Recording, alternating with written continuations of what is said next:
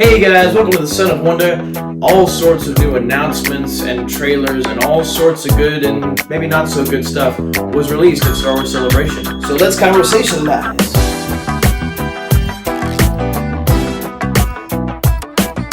Alright guys, so I already covered this stuff a little bit over the weekend with a few short videos, but I figured I would do this dedicated full video to talking all about it and my excitement levels regarding all of it. So let's get started.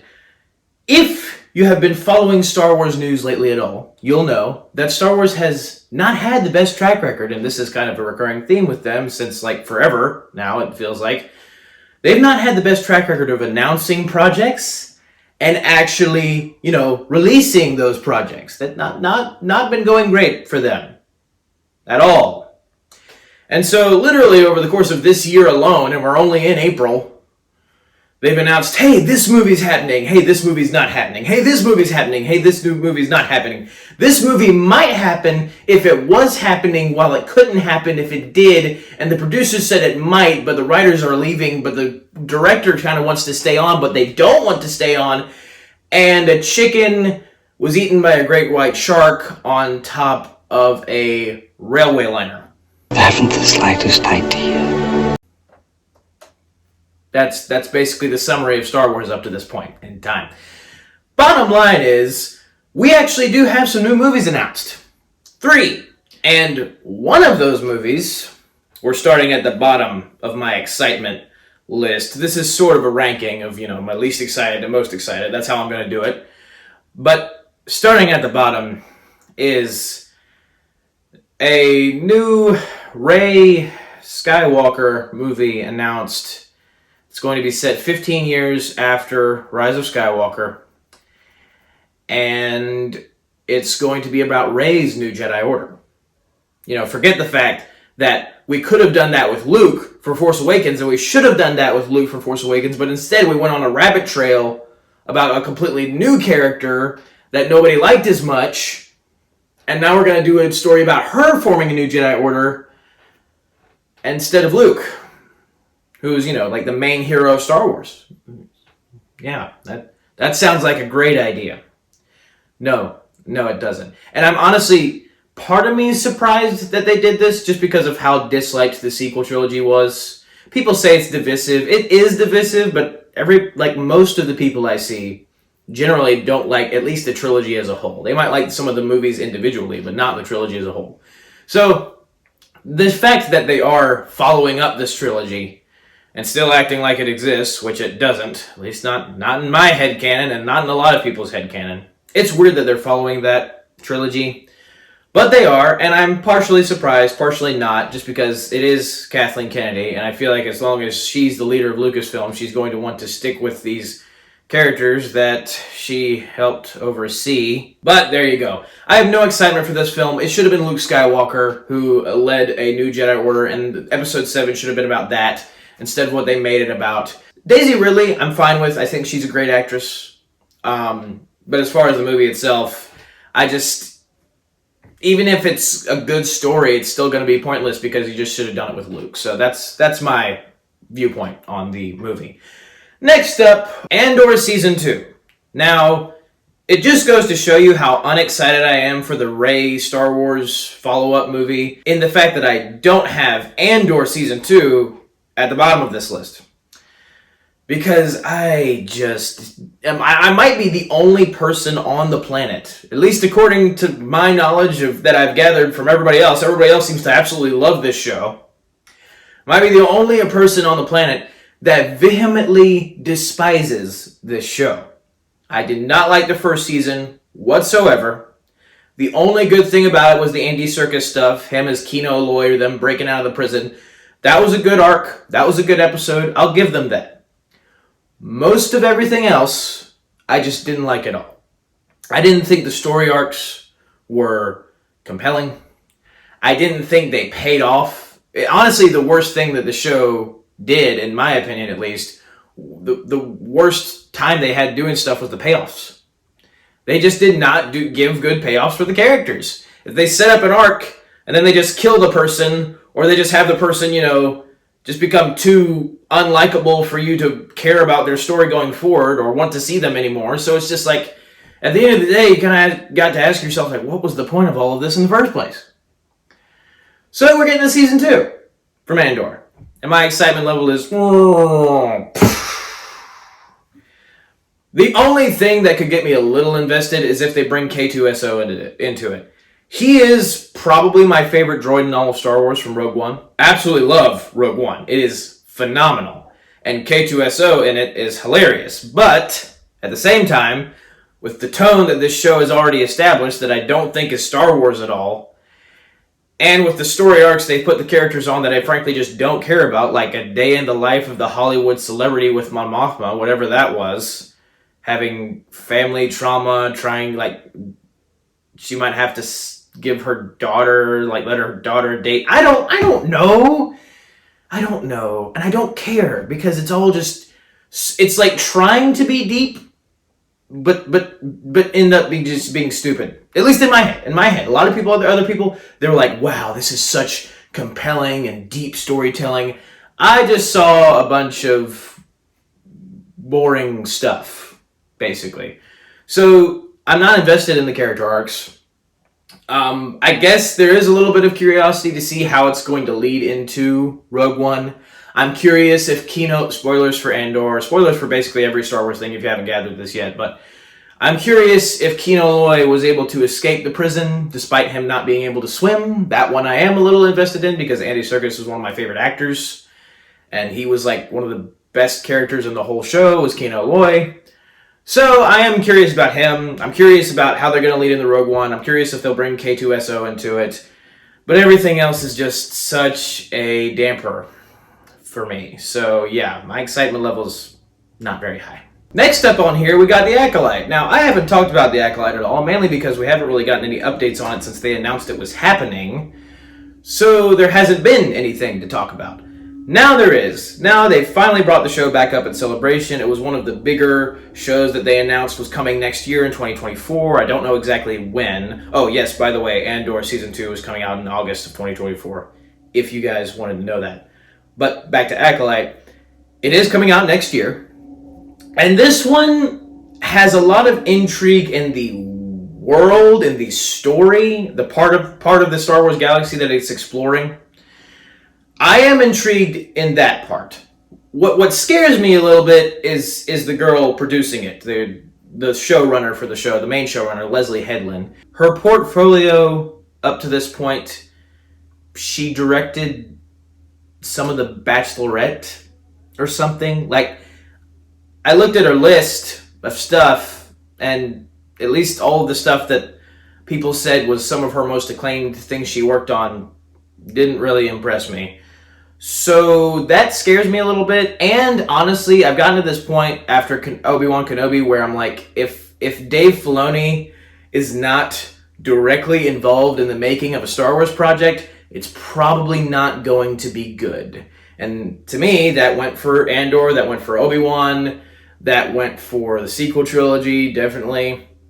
So this show, produced by this girl, Leslie Headland, I just don't have faith that it's going to work. However, the actual plot they're tackling, or at least the little bits and pieces we've gotten of the plot, does sound interesting. I've heard it's going to be darker. I've heard it's going to be like a Jedi mystery. Most of the main ensemble of cast seem to be playing Jedi in this show. And listen, if you give me something that's focused on the Jedi and the Force, I'm going to be all in. But at the same time, I don't want them to mess it up with agendas or bad writing, which has been plaguing a lot of other stuff and Star Wars sometimes in recent times. So I do have some excitement for this show. I'm curious mainly to see how it's going to go because I love the Jedi aspect. It's supposed to be taking place at like the tail end of the High Republic era. So still definitely a ways back from Phantom Menace. I would say over 100 years, if I'm not mistaken. So that does sound interesting. I'm not a fan of the High Republic era just because I feel like it's a watered-down version of the Old Republic. I don't know why they didn't just give us the Old Republic in canon, which is what we've always wanted. Instead, they're giving us the High Republic. I don't get that. But this is at the tail end of that, so hopefully there should be more intrigue. Maybe we'll see how the Sith have operated up to the point of when it leads to Palpatine and Phantom Menace. If there's still like a looming threat in the galaxy, still, in the shadows, planning things out until they can rise in Revenge of the Sith. So, interested for the story, but not jumping up and down for joy just because the out-of-universe stuff has me skeptical. Alright, next up we got Visions on here. So, Visions, the first season of it was all anime inspired at least. And I didn't watch the entire show, but I saw most of the episodes. And a lot of them did have intriguing ideas. There were definitely some cool fights. The very first episode of the show particularly was my favorite, with the black and white animation style, almost like a comic book. And like the protagonist, you think he's a Jedi, but he's actually maybe like a Sith or something to that effect. Very interesting. So yeah, it's not to say that the show was terrible. I'm not an anime fan at all. I generally don't like anime whatsoever. I only recently got introduced to Avatar: The Last Airbender, which I'm told is not like full-on anime or even close. But I absolutely loved Avatar: The Last Airbender, and Dave Filoni worked on Avatar: The Last Airbender a little bit, so that is very interesting. But this show, at least for its first season, was anime-inspired. Now we got a second season, and truthfully, I really wasn't excited for it at all, just because the first season, even though there were some intriguing parts about it, it just didn't, blow me away or anything for me to, love it, or even like it more than average. So, wasn't really thrilled for this season going into it. Then I saw the trailer.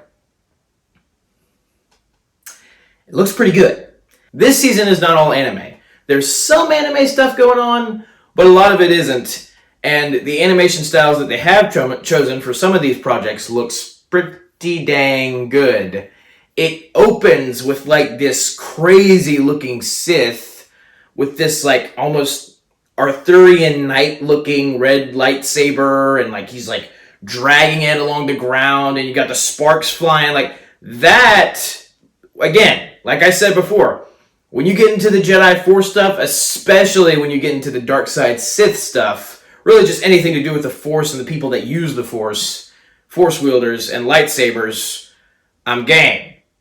I am totally game. And it's looking like in this season, we're going to get some especially awesome lightsaber fights. We had some, fairly decent ones in the first season, but this season looks like it's going to ramp that up to the max. Give us some epic ones. I'm seeing Inquisitors. I'm seeing Sith Lords. I'm seeing Jedi with some pretty wicked awesome lightsabers. So the trailer definitely did a good job of ramping up my excitement for this second season. And it's coming out May the 4th, so I am actually pretty excited now. Next up on here we have Skeleton Crew. Skeleton Crew, the lead actor in it, at least the lead adult actor, is Jude Law. It's being produced by Jon Favreau and Dave Filoni, which already ramps up my excitement. And apparently John Watts is the main guy who had the idea for it, and he directed all three of the new Spider-Man movies with Tom Holland, and I love all three of those films. So the idea of him directing something for Star Wars is pretty good. I will say the actual story itself, the plot, is not particularly intriguing to me. Apparently it's about a bunch of kids in maybe what Jon Favreau referred to as the suburbs of Star Wars, sort of, and how they get brought along in this adventure that apparently takes place around the same time as The Mandalorian and Ahsoka and all that. So I don't really know what the purpose of this series is, how it's going to tie into the Mando and Ahsoka stories and be useful to those stories in any way, but it might be a fun time. We'll see. Don't have a lot writing on this one, but if Dave Filoni's involved in it, if he's an executive producer of it, then I tend to be a little more excited for it. So there you go. All right, now we're getting into the ones that for me have the most potential to be amazing and that I am especially excited for. So, Bad Batch, the last day of Star Wars Celebration, was announced to be getting a Season 3. Season 2 just ended, and the finale, it definitely shocked me the way they ended things. I've heard people say that it was for such a relatively lighthearted season overall, the ending was surprisingly depressing, and it definitely was. So we are getting a season 3. And the big kicker is that it's coming out next year, which, at least in my experience, it is usually a longer wait between TV show seasons. But this time they were like, no, we're going to give you guys the next season next year. And I could not be more excited about that because they ended things in such a way. I won't give any specific spoilers, but they ended things in such a way where I would have a very hard time having to wait any longer than a year to see where the story went next, because it was so like, wow, I can't believe you just left things off there. Like, what the mess is going to happen next? You can't just stay there. Like, we gotta find out. And thankfully, I don't have to wait that long. Also, the big kicker in here is that season 3 of The Bad Batch is apparently going to be the final season. So it's interesting to me because the way they structured season 2. Even though, as it was happening, I was like, a lot of this is, filler, and like half of it I absolutely love, and then half of it I don't like. After seeing the finale and thinking about it more, I have realized that the point of the season really wasn't to be an overarching story and this main threat that we're focusing on the entire season. That really wasn't the main conflict. I was less right. The main thing this season was supposed to do is build out the characters more. Flesh out the relationships between certain characters. Especially what they did concerning the Bad Batch Season 2 finale. Now I've started to appreciate Bad Batch Season 2 more as a whole, because again, it was supposed to set up the character arcs more, which it did that really well. So if you have the first season, which is, the beginning of the Bad Batch's story during the days of the Empire, figuring out what they're going to do now that they have this child Omega to take care of, sorting all of that out, and being on the run from the Empire. And then season 2 is about the characters mainly, about fleshing out the relationships, like I said. And then both of those stories from season 1 and 2 coming to a head at the end of the second season. Now the third season, to me, in my mind at least, they can pay off just a whole bunch of stuff. They can just spend the entire season doing payoff and making it awesome. Because here's the thing. The Crosshair episodes in season 2, in my opinion, is some of the best Star Wars ever. By far some of the best animated Star Wars ever. So if the same writers can use the magic of the Crosshair episodes especially, and those Imperial political thriller episodes, if they can use that for season 3, and just make that the whole season, I am totally game. This could be one of the greatest animated seasons of television ever. Dave Filoni is a master of payoff, usually. So I will be optimistic at least. I will be hopeful that the character work he's built for the first 2 seasons of The Bad Batch will all pay off in the third season of The Bad Batch, especially since it's the final one. And anytime you have a final season of something, that one especially is always going to be insane, at least to some degree. So I can only hope and pray that happens for this season. Next up, Tales of the Jedi Season 2. At the Clone Wars panel at Star Wars Celebration on Saturday, Dave Filoni at the tail end of that panel revealed that he loved doing Tales of the Jedi Season 1 so much, he wanted to do more. So we got Tales of the Jedi Season 2. Yes, and more. Yes, please. Because Tales of the Jedi was the best Star Wars project of last year, for me. Everybody else would say Andor. I genuinely think it was Tales of the Jedi. Better than Book of Boba Fett, better than Obi-Wan Kenobi, and better than Andor. The stuff that only 6 shorts were able to accomplish is just, it's crazy, but it just goes to show how good of a storyteller Dave Filoni is when you just let him play in the Star Wars sandbox. So he does these stories with Dooku, and it fleshes out the characters so much more than we've seen even beforehand in the Clone Wars. And then it even adds more to Ahsoka's story, that even though there's been so much more done with Ahsoka, there's still those little tidbits of information like, oh wow, that's really interesting. Oh, that's how she was able to do that. Oh, I liked that. Great. So good. There was not a single short that didn't have something to offer. And again, it was only like 6 shorts, and it was like so good. One of the best things that Dave Filoni has done. So him saying that they're going to do a season 2, and he's going to write more of these stories, naturally gets me super hyped. I don't know who it's going to be about, if it's going to stay on Dooku and Ahsoka, or if it's going to move to other Jedi. I probably would want it to move to other Jedi, although, given how awesome the Dooku stories were specifically, I wouldn't mind if they did somebody different than Ahsoka, but then kept Dooku as the other Jedi that they follow. I wouldn't mind that, because he wrote such amazing stories for Dooku that if he wrote only more to flesh out his character even further and how allow us to see even more crazy things that happened to him or that he did that we didn't know about, I would be so game. But it probably will focus on 2 new Jedi, if it follows the format of this first season. Or they could do more episodes. It may not be just 6 more shorts. Maybe it might be full episodes. Maybe.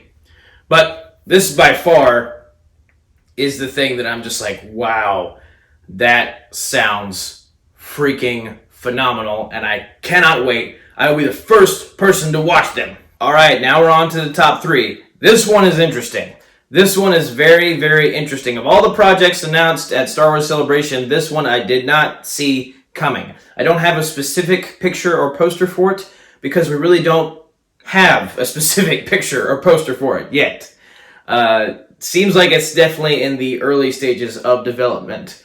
But one of the 3 movies announced at Star Wars Celebration, the Rey one, one we'll get to later, and then this one, Dawn of the Jedi.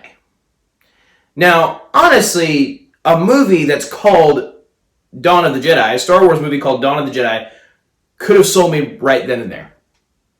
You just put the title on it, and then I'm like, oh, I gotta see that. But the director is James Mangold. Now, unlike many of my other movie reviewing peers, I am not as familiar with James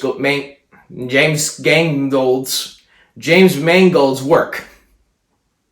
I have seen 3:10 to Yuma, and I really enjoyed it. I thought it was a great Western. But I'm pretty sure that's the only movie I've seen of his. I haven't actually seen Logan, and I haven't seen Ford versus Ferrari. But funnily enough, or ironically enough, I should say, my most anticipated movie of this year, is directed by James Mangold. Indiana Jones and the Dial of Destiny. I am insanely excited for that movie. So, if this dude is directing a Star Wars movie, and I did like 3:10 to Yuma, so I've liked his work of what I've seen, that sounds very interesting, and it's called Dawn of the Jedi. I almost said Tales of the Jedi, I'm getting confused. Dawn of the Jedi. That sounds amazing. Also, James Mangold described this movie as a biblical epic. And he even said it was sort of inspired by the 10 Commandments, the movie The 10 Commandments. Now, I haven't seen the 10 Commandments, but I am a Christian, so if you say biblical epic and inspired by the 10 Commandments, I am naturally going to gravitate toward those things more because they are related to Christianity, they are related to the Bible, and usually people in Hollywood just have trouble relating to the Bible at all. So that also intrigues me. So, again, the idea, very interesting. The director, pretty good. The description, really good. A lot of it will depend on whether I like Indiana Jones and the Dial of Destiny or not. If I love Indiana Jones and the Dial of Destiny, my excitement for this project probably will go up. But as of now, I'm still not sure since I haven't seen that movie yet, and I've only seen one of James Mangold's other films. Also, even though the premise is very intriguing, Dawn of the Jedi, like the beginning of the Jedi, he said it was like, talk about like the beginning of the Force, origins of all of that. Even though that does sound interesting, I feel like it's sort of like a Solo situation, a Solo, a Star Wars story situation. I don't think that movie is terrible, but I think it was entirely unnecessary. We did not need to know the origin stories of Han Solo and all, like how he became a pilot, all that stuff. We just did not need to know. We didn't.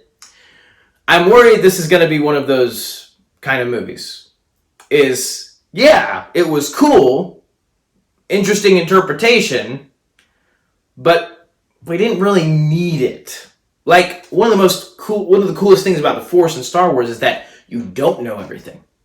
You don't know exactly how it works, and you don't know exactly how the Jedi's connection to the Force works, and at least in every way, with every Jedi. It seems to be different with every Jedi.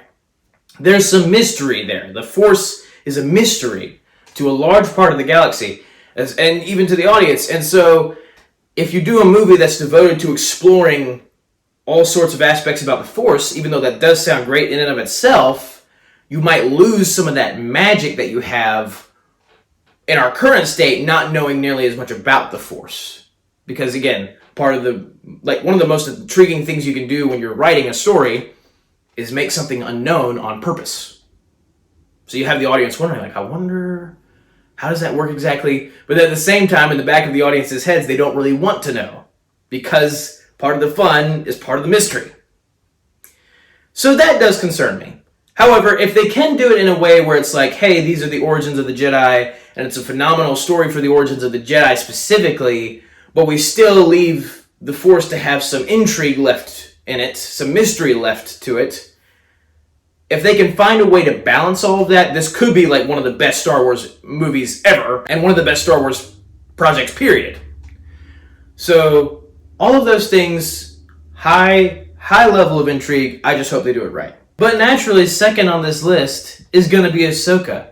Especially after one of the greatest trailers I've seen for anything ever just dropped.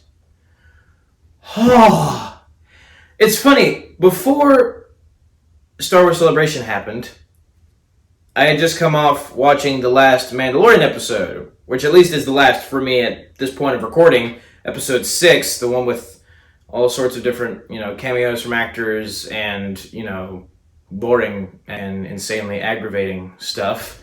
So I wasn't really high on Star Wars at that moment. And I thought that they might release a trailer for Ahsoka for Star Wars Celebration. But I thought that they might, just be as subtle as possible, not reveal that much, just show Ahsoka doing a bunch of different, like, small things, like going places, and just build some intrigue. I didn't know that they were going to drop a nuclear bomb of awesome on the Star Wars fandom. I didn't know that. I watched the trailer, and, like, right out of the gate, I'm seeing her lightsaber duel these crazy looking droids, and then I see force wielders, like dark side looking force wielders with orangish lightsabers, and then I see Morgan Elsbeth, the magistrate villain from the Jedi episode in Mandalorian Season 2. I see Sabine, I see Hera Syndulla, I see Chopper, I see the Phantom, I see a Lothcat, and my mind was melting. And as if all of that, and then I see Thrawn. From the back, but I still see him. My mind melting. And as if that wasn't enough, at the end of the trailer, the droid Huyang shows up.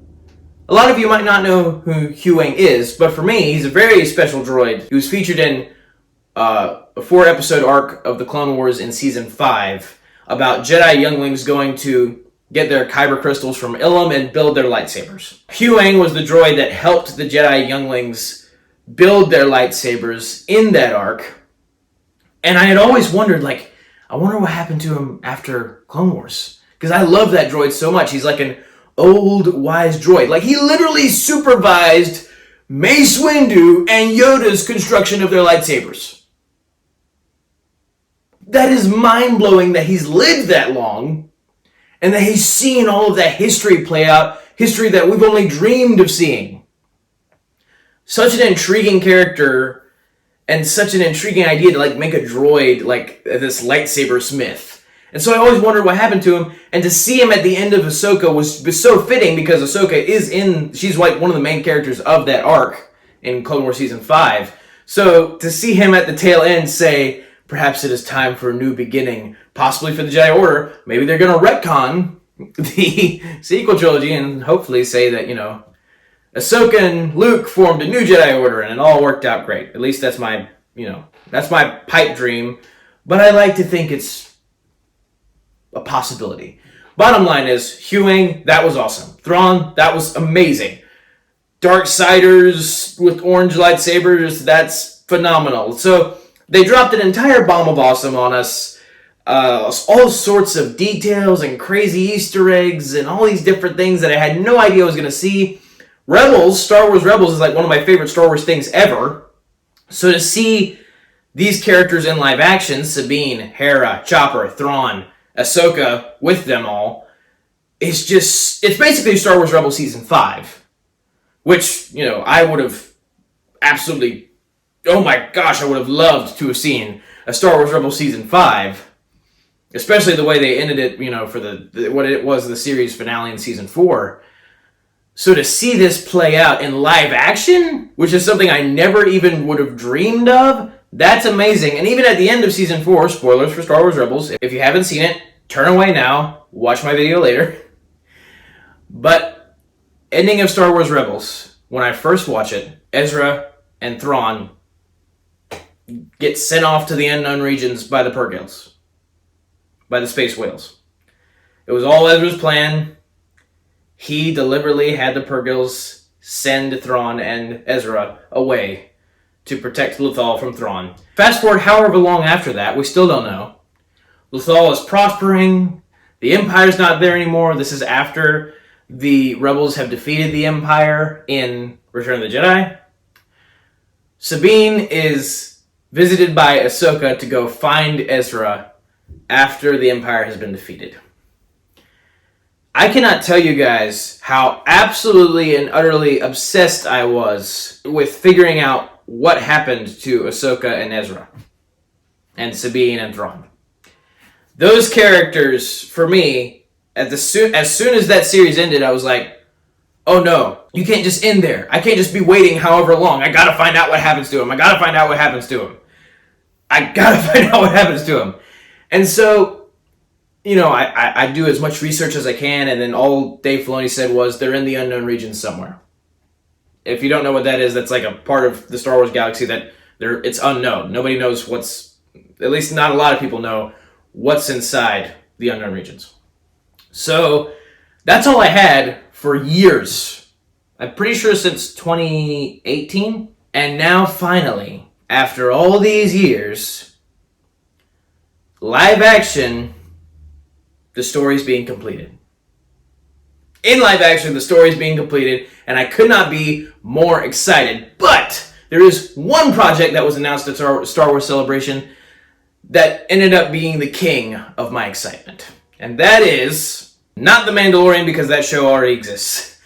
I'm just using it as a poster to represent the third movie announced at Star Wars Celebration that is directed by Dave Filoni. And listen, I don't know how long at this point Star Wars fans have been saying, Dave Filoni needs to direct a Star Wars movie because clearly he's the only one in the entire company of Lucasfilm that truly knows Star Wars the way it needs to be known in order to tell stories about it. He's getting his movie. He's able to direct a film now. Praise the Lord. That for me is basically the culmination of everything that he's done in Clone Wars, in Rebels, in Bad Batch, in Tales of the Jedi, in Mandalorian, and soon to be Ahsoka, in Book of Boba Fett. All comes together for me in this live action blockbuster film. Yes! Yes! Yes! Yes! Yes! Yes!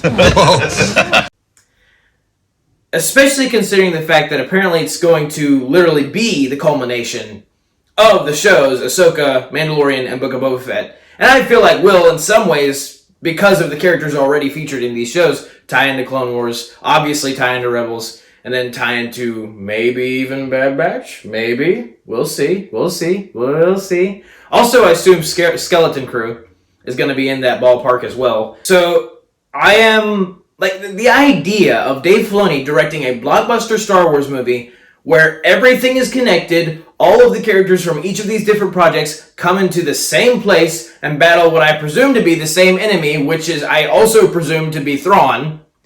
By the way, it was also announced that Lars Mikkelsen is playing Thrawn, and Lars Mikkelsen voiced Thrawn in Star Wars Rebels, and that really is the only way you can do it, because Lars Mikkelsen's voice as Thrawn in Star Wars Rebels is so flipping captivating. Whatever happens next happens to both of us. He is the reason that he was such a amazing bad guy in Star Wars Rebels, that and Dave Filoni's writing. But he's going to be playing Thrawn in live action in Ahsoka for sure. So I presume that Thrawn is probably going to be the big bad, the heir to the Empire. I presume that he's going to be the big bad of this movie. And again, like, when you think about Star Wars has been needing to go back to movies forever now, back to good movies, especially. And if you're going to bet all your cards on that, on Star Wars making a good blockbuster live-action movie, like they used to, way back when, bet your cards on Dave Filoni. Bet your cards on the guy who has saved Star Wars, what I would say multiple times at this point, and keeps bringing it home when it comes to storytelling. Bet your cards on him. Because I guarantee you, he can deliver. So yeah, this movie, it's being directed by Dave Filoni. That's really all I needed to know. But especially it being literally the culmination, the finale in movie form of everything that has come before in Mandalorian, Ahsoka, and Book of Boba Fett. Even if I haven't been nearly as excited for the way Mandalorian Season 3 is gone, I'm still insanely excited for the idea of all of that in movie form. Dave Filoni directing it. So that is my number one for my most anticipated Star Wars project up to this point. The one I'm most excited for. The one that I think has the potential to be the best. That is my number one. So that was a lot of projects. But, you know, I definitely have more excitement now for Star Wars, even though Mando Season 3, like I said, hasn't gone my way. My excitement level has definitely ramped up because of all these new projects, because of all the trailers we've gotten. More excited for some than I was for others. More excited for some that I didn't think I would be excited for. So, yes, the future is promising, with definitely some skepticism, because I don't trust Lucasfilm. So, that's my rundown of all of these projects and how I feel about them. So thank you guys for watching. Have a very blessed day. May the Lord be with you. May the Force be with you. Goodbye, and happy belated Easter. And that's a wrap.